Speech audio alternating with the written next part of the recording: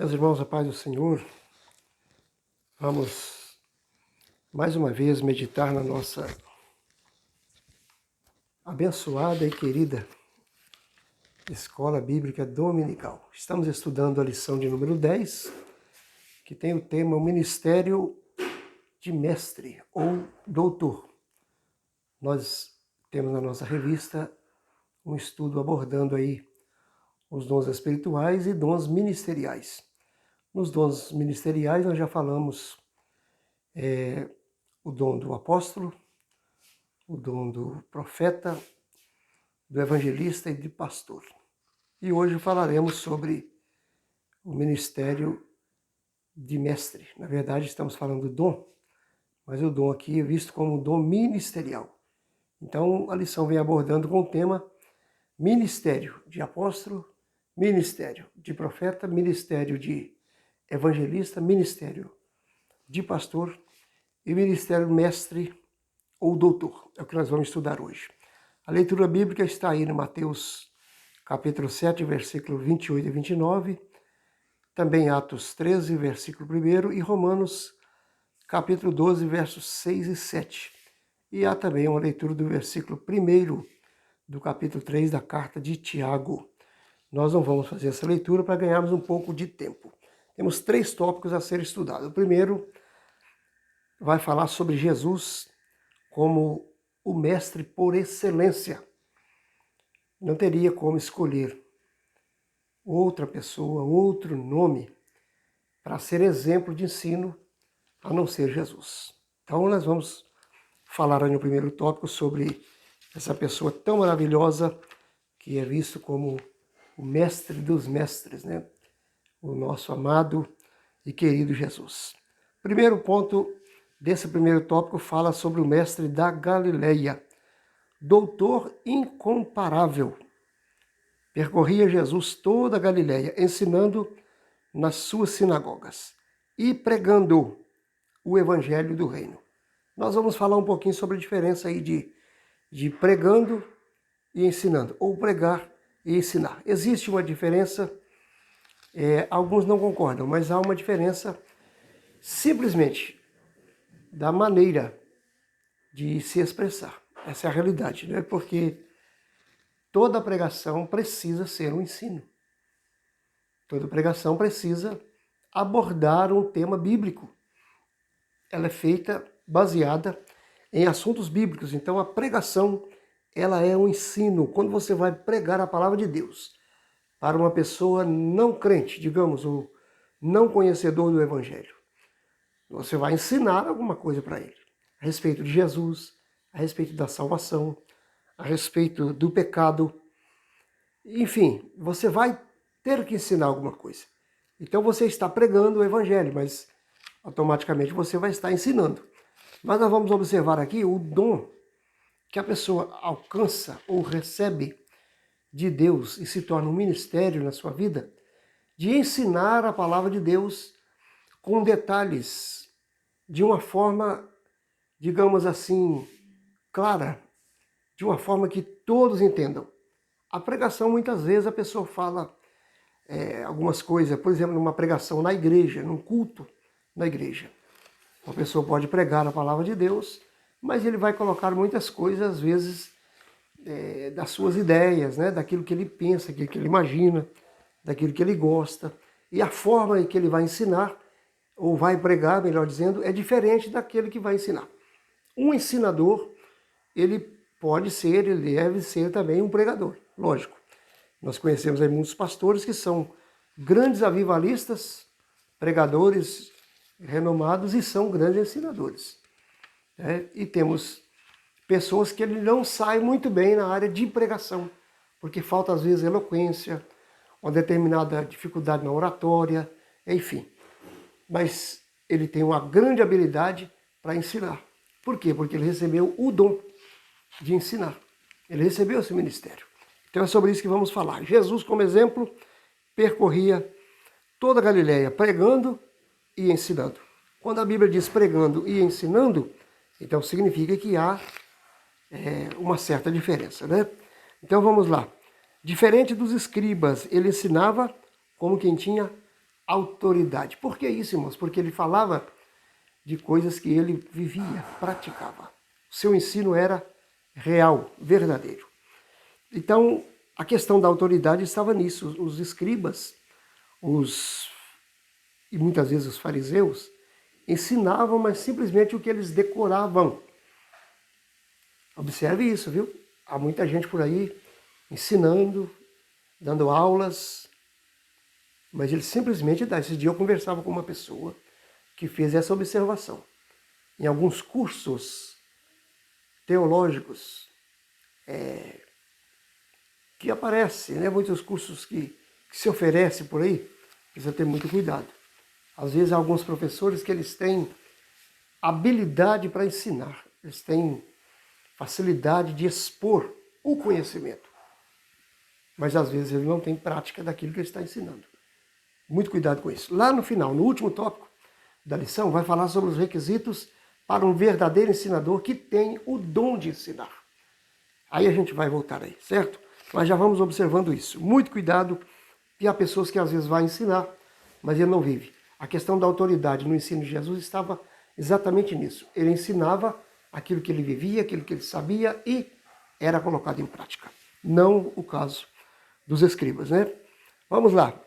O mestre divino, em vista a Jesus, um mestre da lei chamado Nicodemos, educado nas melhores escolas religiosas de Israel e grande conhecedor das escrituras hebraicas, reconheceu em Jesus um personagem incomum de seu tempo. Esse mesmo fariseu, que era príncipe dos judeus, afirmou que o nazareno não poderia fazer o que fazia se Deus não fosse com ele. Jesus é chamado mestre cerca de 45 vezes ao longo do Novo Testamento. Observe, você conhece a história de Nicodemos, que aproxima de Jesus, procura Jesus à noite, pelas dificuldades do seu relacionamento como fariseu, mas ele estava encantado com os ensinos de Jesus. E ele fala para Jesus, ninguém pode fazer os sinais que tu fazes se Deus não for com ele. Então ele reconheceu Jesus como alguém autêntico, que ensinava aquilo que realmente ele vivia e que tinha um poder sobrenatural. Tinha Deus na sua vida. Isso nos leva a entender que o ensinador da palavra, já antecipando o que vai ser falado lá no terceiro tópico, ele precisa ter Deus na vida. Ele precisa ter intimidade com Deus. Caso contrário, ele não terá um dom de ensinar. Ele terá habilidades humanas para ensinar, assim como alguém ensina ciência, ensina pedagogia, ensina tecnologia, enfim. Há pessoas que dão aulas, dão curso de todas as matérias necessárias. Mas para se falar a palavra de Deus, para ensinar a palavra de Deus, é preciso ter contato com Deus, comunhão com Deus e receber o dom de Deus. Muito bem, vamos lá. Terceiro ponto. Estamos adiantando um pouco porque o final dessa lição ele é assim um pouco mais interessante, digamos assim. Não que estejamos desprezando a questão de estar falando de Jesus, não, de maneira alguma. Mas é que o tema da lição é falar sobre o mestre. Então nós vamos falar das suas qualidades. Aqui estamos pegando como exemplo Jesus, mostrando a forma, por que o seu ensino era impactante, era interessante, né? E o terceiro ponto vai falar exatamente de algo que impactava as pessoas e que precisa estar na vida de qualquer ensinador, certo? Então vamos lá. Jesus, ele é o mestre da humildade, o mestre da humildade. A fim de ensinar os discípulos acerca da humildade, Jesus levantou-se na ceia, tirou as vestes e, tomando uma toalha, cingiu-se. Depois, pôs água numa bacia e começou a lavar os pés dos discípulos. Irmãos, vamos fazer uma observação interessante aqui? Jesus levantou-se da ceia, tirou as vestes e, tomando uma toalha, cingiu-se. Isso aqui não está dizendo que Jesus ficou nu, certo? As vestes de uma pessoa daquela época era bem diferente da nossa. Às vezes uma pessoa usava 3 tipos de roupa. Jesus, inclusive, em cima da sua roupa normal, ele tinha uma túnica de mestre. Ele tinha uma veste que o identificava. ele tira aquela túnica de mestre e ele cinge de uma toalha e ele vai lavar os pés dos discípulos. Aquilo chocou os apóstolos, principalmente Pedro. Por quê? Porque quem fazia isso era uma pessoa chamada de escravo, chamado de servo, que no grego é diáconos, que aliás no grego é doulos, que se traduz por diácono na nossa língua portuguesa. Mas até então o diácono não era essa pessoa. Era uma pessoa que estava ali para servir os visitantes, os parentes, os amigos, os hóspedes de um fazendeiro, os hóspedes de uma pessoa importante, num palácio, por exemplo, né? Alguém que trabalhava ao lado do rei. Essas pessoas eram cercadas de servos, de escravos que trabalhavam ali para fazer isso. Então, quando alguém viajava ou chegava para hospedar-se numa casa e ele vinha de muito longe, naturalmente não existia ruas asfaltadas, não existia calçamento como temos hoje. Lógico, você sabe disso. Então, a poeira da estrada era muito grande. Então, era um hábito da cultura oriental, lavar os pés do visitante. E isso era um diácono que fazia, era um escravo, era um servo que fazia isso. Mas um mestre, um raboni, um ensinador, jamais. Então, quando Jesus pega essa toalha e ele faz isso, ele choca os discípulos, ele choca os seus discípulos. Eles falam, não é possível. Pedro não queria nem que Jesus fizesse isso. Ah, Senhor, eu não aceito uma coisa dessa, né? E aí Jesus falou assim, se você não deixar eu te lavar, você não tem parte comigo. Aí Pedro já muda de ideia, ele diz, olha, então me lave totalmente. Jesus disse, não é necessário, apenas os pés. Era uma prática, irmão, natural entre eles. Mas Jesus estava dando ali, não era uma questão de dizer, vocês têm que ser lavados, vocês têm que... Não, Jesus estava dizendo, vocês precisam ser humildes. Ele até falou, o que eu estou fazendo, vocês façam também. Ele estava ensinando que os discípulos, eles não eram maiores do que os outros. Por serem alunos de Jesus, discípulos, aprendizes do Mestre, eles não se deveriam, ou não deveriam, sobrepor às outras pessoas.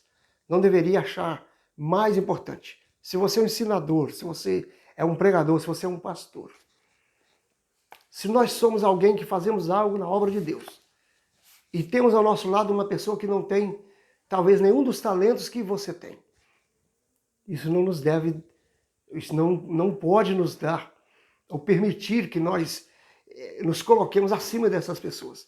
Paulo chegou a dizer aos Filipenses que nós devemos considerar uns aos outros superiores a nós mesmos.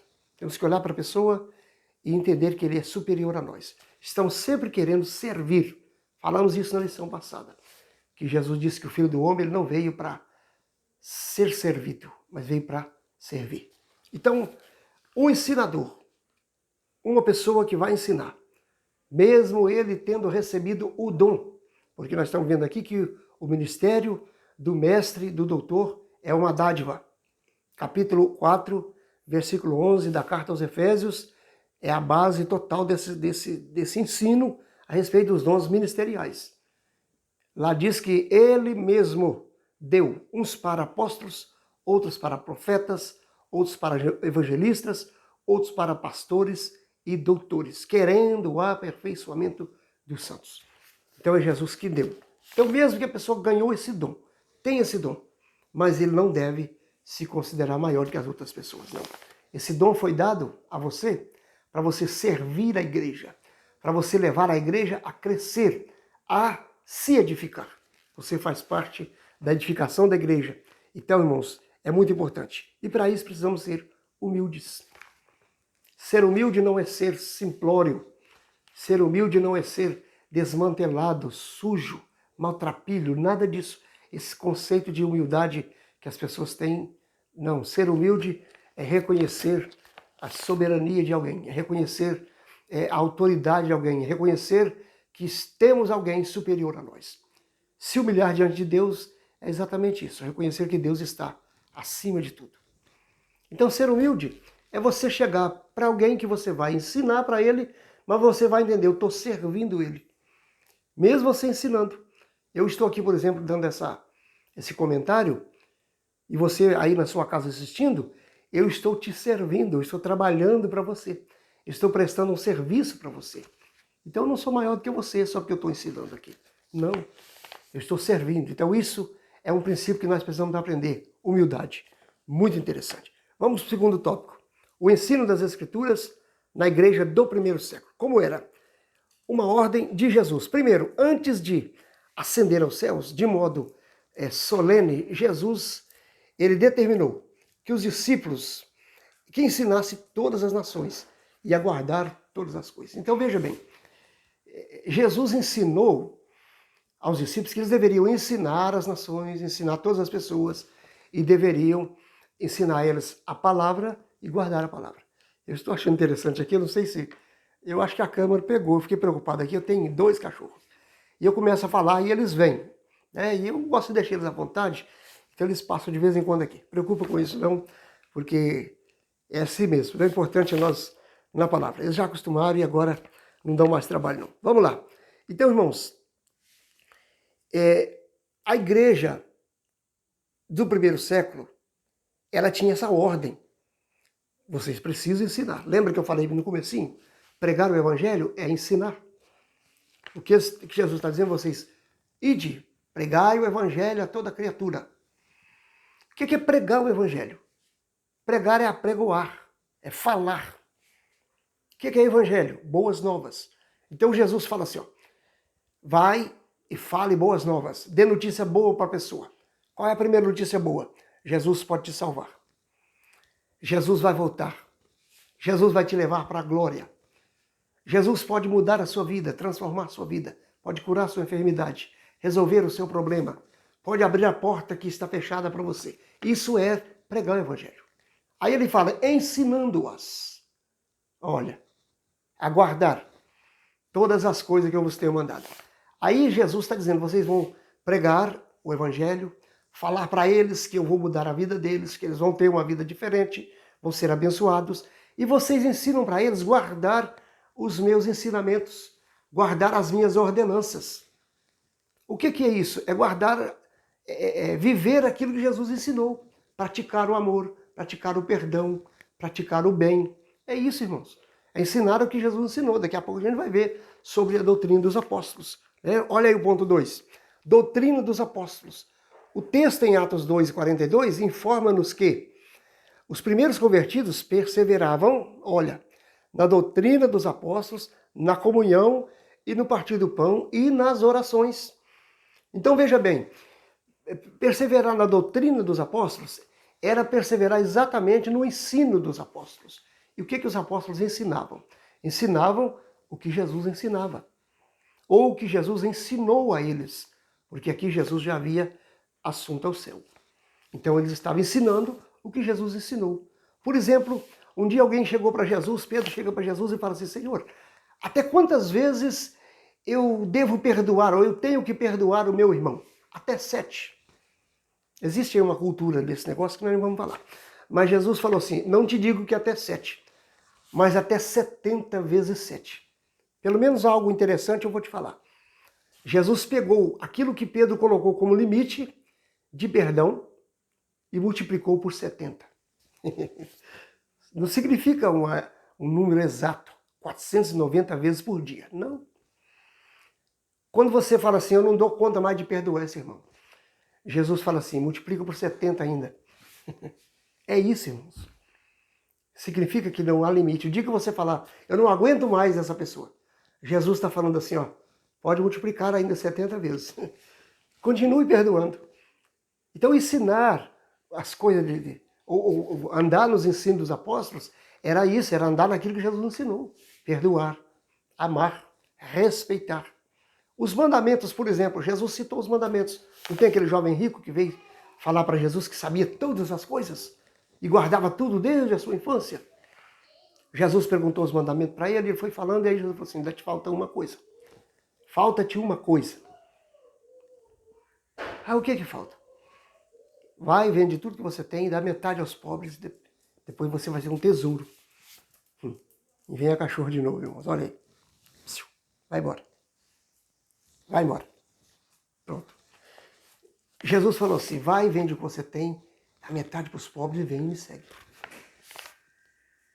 A Bíblia diz que esse moço saiu triste.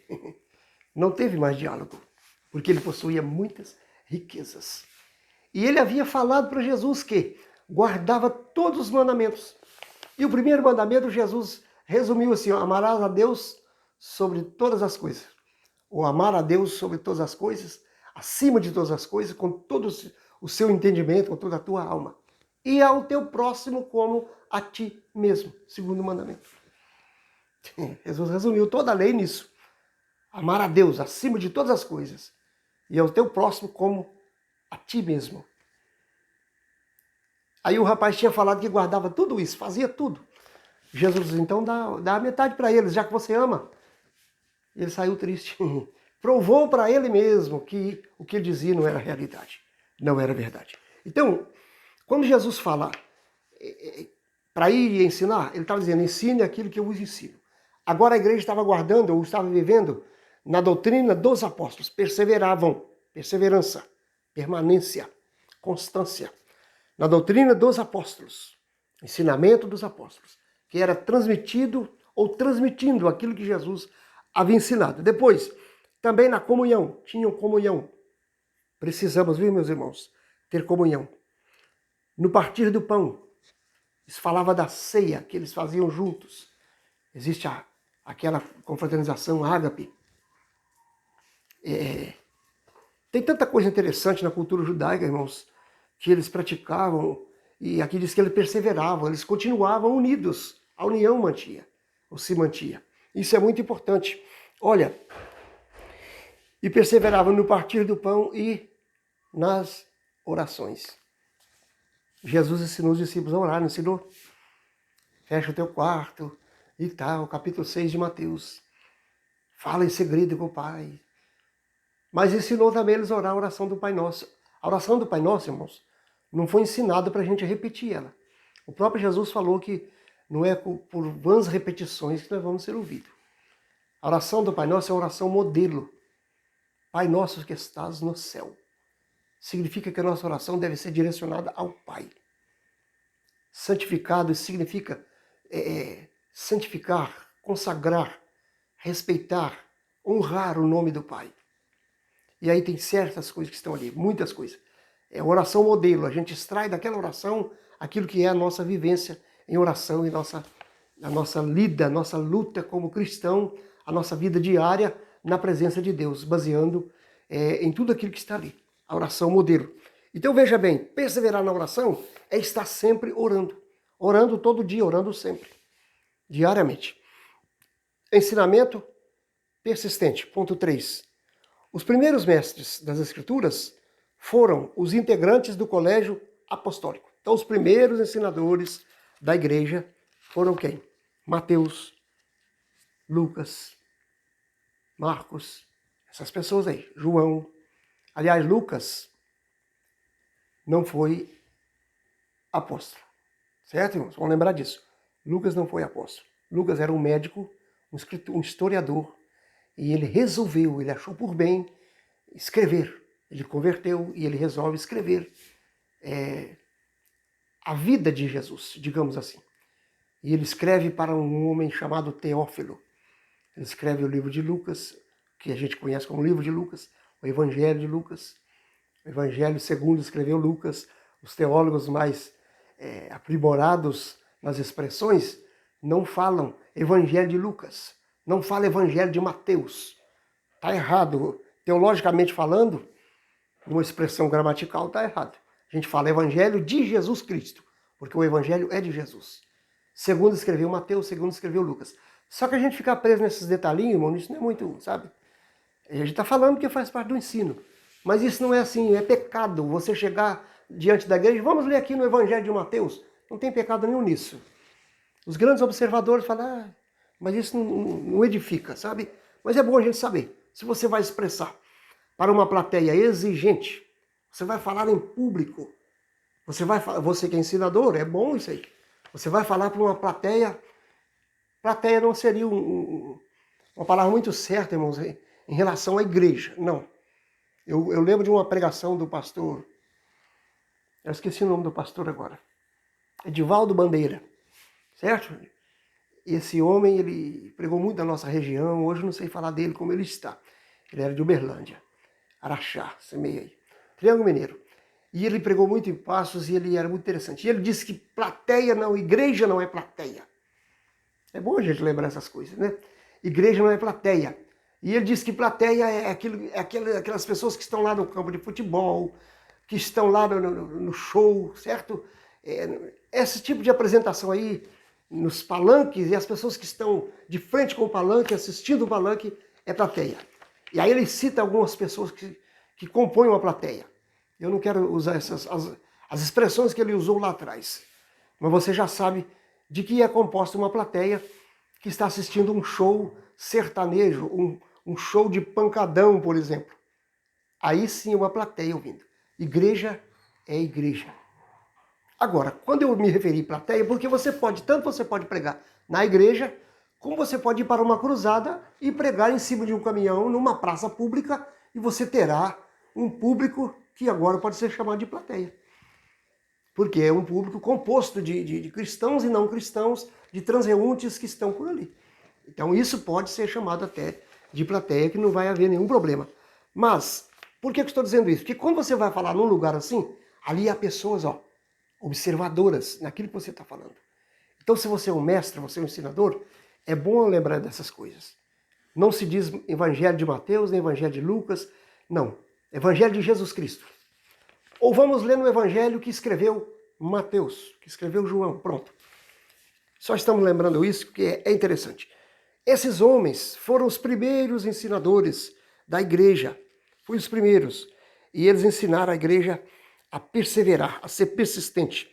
Então a igreja ela começou nas casas, as pessoas ensinando um e outro, ministrando a pequenos grupos, depois foram para as sinagogas, enfim, foi espalhando. Hoje nós temos aí os templos, é uma outra história, mas a igreja começou com esses grandes homens de Deus, os pioneiros da igreja, os apóstolos, né? Eles se mostraram um verdadeiro mestre que ensinava publicamente pelas casas, testificando tanto a judeus como a gregos. A conversão de Saulo, por exemplo, a Deus e a fé no Senhor Jesus Cristo. Deus, deixa eu reler aqui um pequeno trecho aqui, irmãos. Eu virei a página e eu não li o início do parágrafo e fica difícil a compreensão. Olha bem, a igreja começou nas casas, onde o ensino era ministrado a pequenos grupos nos lares, certo? Começou assim. Falando aos anciãos de Éfeso, o apóstolo Paulo, viu como faz? A gente precisa corrigir, senão a gente muda de assunto e não há uma compreensão. Falando aos anciãos de Éfeso, o apóstolo Paulo mostrou-se como um verdadeiro mestre, que ensinava publicamente e pelas casas, testificando tanto a judeus quanto a gregos a conversão a Deus e a fé no Senhor Jesus Cristo. Paulo ele ensinava para todas as pessoas. Todo cristão, irmãos, deve se preparar para isso. Se você é cristão, gosta de falar a palavra, de ensinar, o último tópico vai falar isso para a gente. A gente precisa se preparar. Porque a gente não sabe quem é a pessoa que a gente vai ter oportunidade de falar para ele. E de repente a gente vai falar com uma pessoa de um nível bem acima do nosso, numa questão de conhecimento, cultural, nível cultural e tantas coisas. Mas se a gente tem o dom de ensinar, o dom de Deus vai agir. O Deus vai agir através desse dom e nós vamos fazer. Agora, vamos falar de coisa que nós entendemos, de coisa que nós conhecemos, estudamos, vivemos. Isso é interessante. Vamos falar disso aqui no terceiro tópico. Olha bem, a importância do dom ministerial de mestre. Mestre aqui é doutor, ensinador. Uma necessidade urgente da igreja. Para o ministério de ensino ser eficaz na igreja local, é preciso haver pessoas vocacionadas. Toda igreja precisa ter pessoas vocacionadas ao ensino. Toda igreja precisa de pessoas para ensinar uma aula de escola dominical, para dar um estudo bíblico para a igreja. O pastor, nós falamos isso aqui semana passada. O pastor é essa pessoa que ele está cuidando da área de ensino da igreja. Mas ele precisa de pessoas auxiliares, ele precisa de pessoas para estar lhe ajudando nessa área. E essas pessoas precisam ser pessoas vocacionadas. Essa questão do ensino, a vocação, irmãos, não se compra com dinheiro. Não é você comprar uma carteirinha de mestre, de professor ou até de pastor.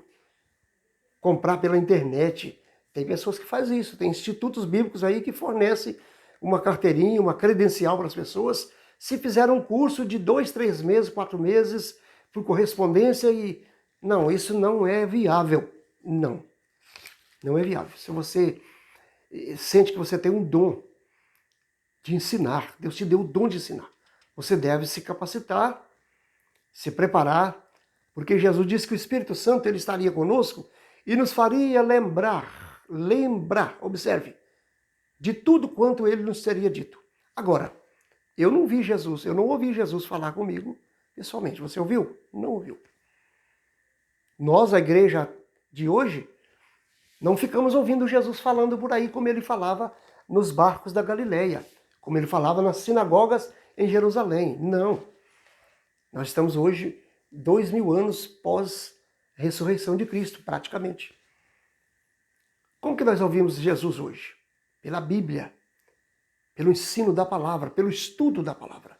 Então nós precisamos estudar, aprender, para que quando formos falar para alguém, o Espírito Santo nos fazer lembrar daquilo que Jesus nos falou através da sua palavra, através da Bíblia. Então é interessante. Mas um ensinador que vai ensinar na igreja, ele precisa ter primeiramente o dom.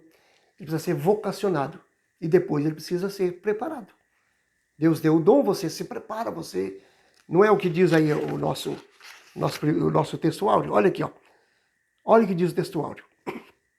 De modo que, tendo diferentes dons, segundo a graça que nos é dada, aí o versículo continua, depois no finalzinho ele fala, se é ensinar, haja dedicação ao ensino. Como é que a gente vai ensinar uma coisa que a gente não aprendeu? Existe aí uma frase de escolas ou de ensinos teológicos, enfim, uma frase pedagógica. Quem não assenta para aprender, não deve levantar para ensinar. Isso é muito raro, muito claro. A gente precisa aprender, porque senão a gente vai falar uma coisa e ninguém vai entender. Ninguém vai entender. Agora, Deus não dá o dom para uma pessoa que nada sabe. Deus não é nécio. Aliás, são palavras que a gente usa que Deus vai nos perdoar, é lógico, Ele sabe da nossa fragilidade, mas Deus é consciente, Deus é sábio, Deus não é Deus de confusão. Vai dar um dom para uma pessoa que não sabe nada. Não. Ele vai dar o dom para aquele que tem uma vocação, que tem um despertamento para o ensino, e gosta de falar, gosta de ensinar. E ele está sempre lendo, sempre nos cultos de ensino, está sempre na escola dominical. Como que a gente vai ser um ensinador? Ó, aqui o que Jesus faz com a gente. Ó. Como que a gente vai ser um ensinador da palavra se a gente não aprende a palavra? Como que eu vou ser um professor se eu não vou à escola dominical? Como vai se colocar uma pessoa para ser um professor de escola dominical que não participa de escola? Que nunca vai na escola bíblica? Como que vai se colocar ele para ser um professor? Uma pessoa que dificilmente está nos cultos de ensino, como que vai colocar ele para ensinar? Deus não faria isso. Então Deus vai dar uma vocação, vai dar um desejo no coração da pessoa e Deus vai capacitá-lo porque ele é uma pessoa que vem se dedicando. E aí você tem que aprimorar. Haja dedicação ao ensino. Você vai se dedicar para isso. Isso tem que ser feito com muita responsabilidade. Olha aí, responsabilidade de um discipulado contínuo. Estamos acostumados a pensar que o discipulado termina quando o novo convertido é batizado. Não há nada mais equivocado. É lógico, irmãos, uma pessoa, você ensina para ele o que é o batismo, como é o batismo, por que se batizar, mas depois disso ele precisa continuar sendo ensinado. Ele precisa estar aprendendo diariamente da palavra. aí ele tem que continuar sendo assistido por pessoas que têm habilidade para ensinar. No caso, o pastor da igreja, o professor da escola dominical, a igreja que já é uma igreja militante, que já tem condição de ensinar. Enfim, todos podemos ensinar. Aí vamos falar no terceiro ponto e último sobre os requisitos necessários ao mestre. Já falamos algumas coisas, estamos falando, mas vamos abordar de acordo com a revista. Primeiro, letra A, um salvo em Cristo. Esse é o requisito. Lembra que eu falei agora mesmo ali? Há pessoas que ensinam, dão aulas, ensinam cursos. Cuidado com isso, porque às vezes por correspondência, online, certo? A pessoa dá aula, ensina, mas às vezes ele não é esse tipo de pessoa. Lógico, como que uma pessoa que não é salvo vai ensinar sobre salvação? Mas pode ser que alguém arrisque, então tenha muito cuidado. Segundo, letra B, hábito de ler. Diz que o brasileiro lê um livro, 2 livros por ano, em média. Tem gente que não lê nenhum, não é verdade? Tem gente que não lê nem a Bíblia. O brasileiro é preguiçoso na leitura. Existem pesquisas aí mundiais, me parece que o francês lê cerca de 18 a 20, 21 livros por ano. É muita leitura. Mas o brasileiro não gosta de ler. Não gosta. Certo, irmãos? Então, para ensinar, precisa ler. O ensinador, o mestre, ele precisa ser alguém que lê. Ele precisa ler, primeiramente, o quê? A Bíblia. Né? Precisa se ler a Bíblia. Depois precisa de preparo intelectual. Letra C. A Bíblia é um instrumento de trabalho do ensinador cristão.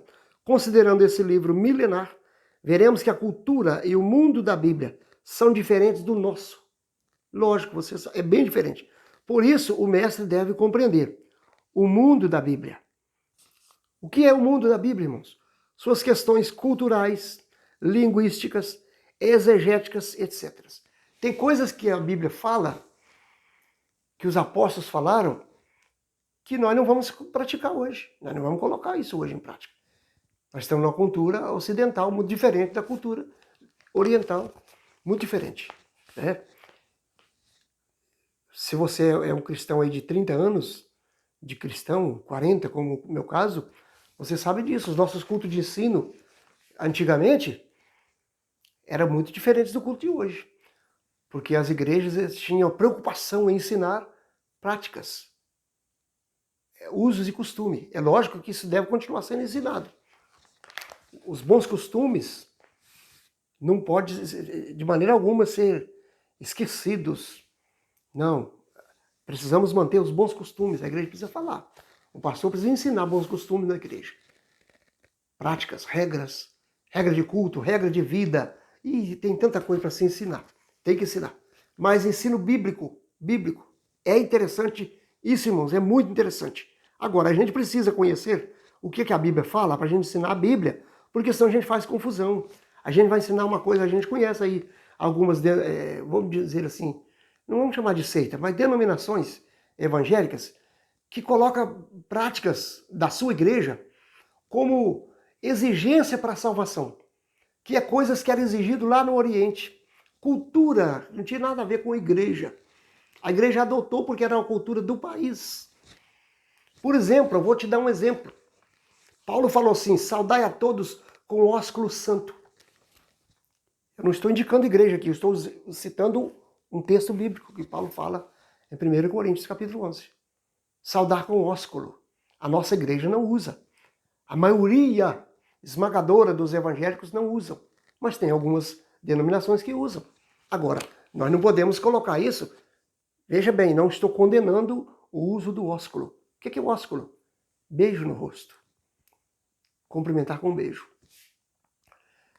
Não estou criticando as igrejas que fazem isso, não. Eu estou dizendo que isso não pode ser colocado como uma exigência para a salvação.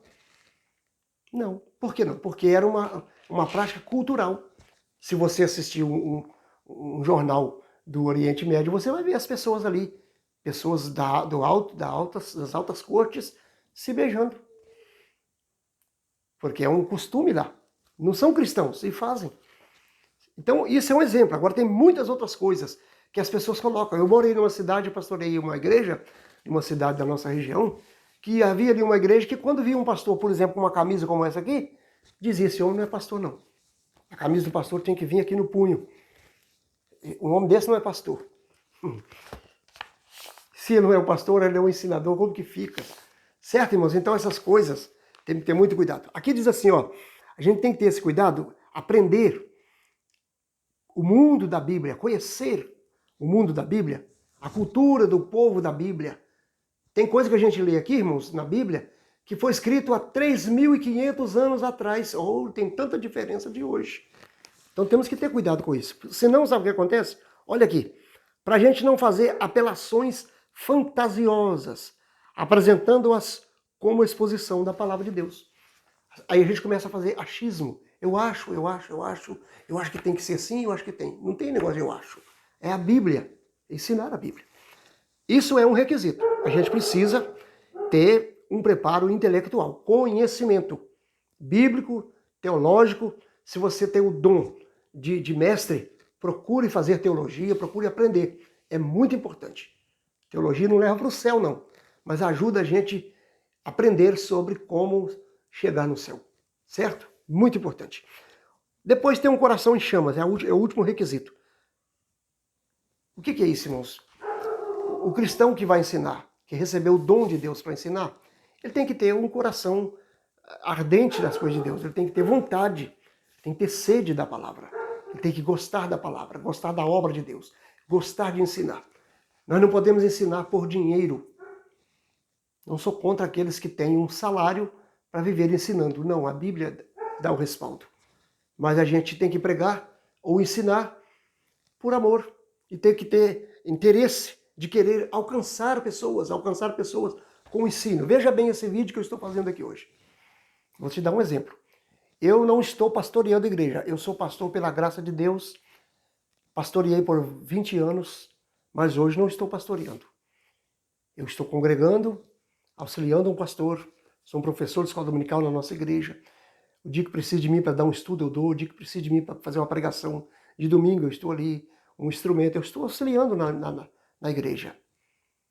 O que eu estou fazendo aqui, eu estou colocando em exercício o dom que Deus me deu, de ensinar, porque eu tenho o prazer de ensinar a palavra.